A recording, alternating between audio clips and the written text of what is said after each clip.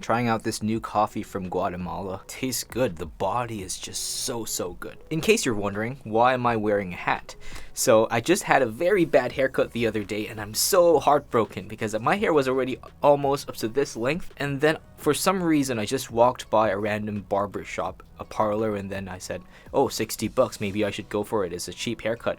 But then this guy could not understand so much English, and I just told him that I wanted just a little bit of a trim just to make my hair a little bit thinner because my wife kept bugging me that my hair was becoming thicker. So I went for a haircut. Thus this happened. So today we are going to be talking about 5 camera settings that you must not mess up, or else your footage or your photos will look bad. So what is the first setting? So the first setting that you must not mess up is white balance. So what is white balance?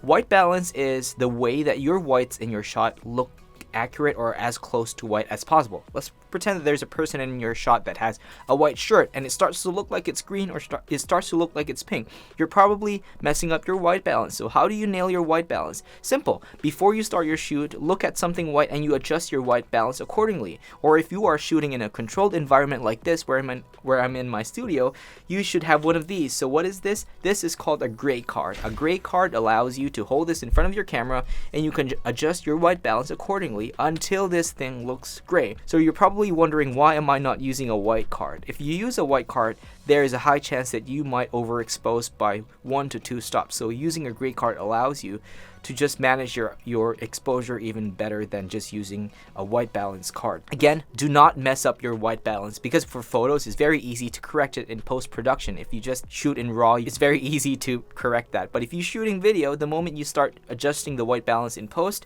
if you are not using a high-end camera that has a high bit rate, you are going to be starting to destroy your footage. So as much as possible, nail your white balance on set in camera. So the second thing that you're probably doing wrong is you are using too much ISO. Do not do it. Do not do it. Especially if you're using Canon especially if you're using Canon what am I saying?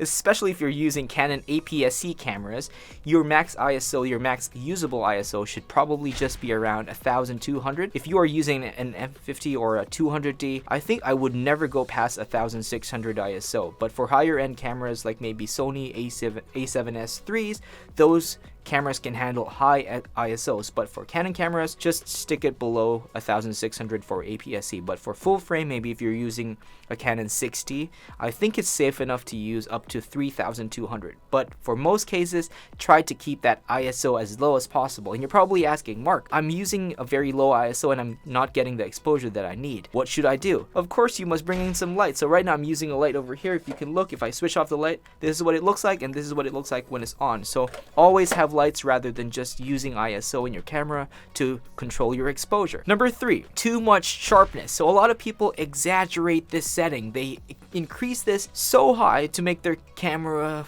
video, photos look so good. They think that the more sharpness you have, the more cinematic the video looks. No, it does not. It looks fake. The more you add fake sharpness, the more unrealistic your videos and photos will be. So don't put too much sharpness. Keep that at a minimum. If you do want to add sharpness, add a little bit in post, but not to the point where everything starts to look like a drawing, like a painting. Video and photos are not supposed to look like that unless that's the look you're going for. So this is pretty much personal preference as to how much sharpness you should put, or for most cases, keep that as low as possible, but you can add a little bit if you want. So number 4 is adding too much saturation. What is saturation? Saturation is the way that the colors are presented in your video. So let's pretend you increase the saturation, the more color you present. The less saturation, the less color you show.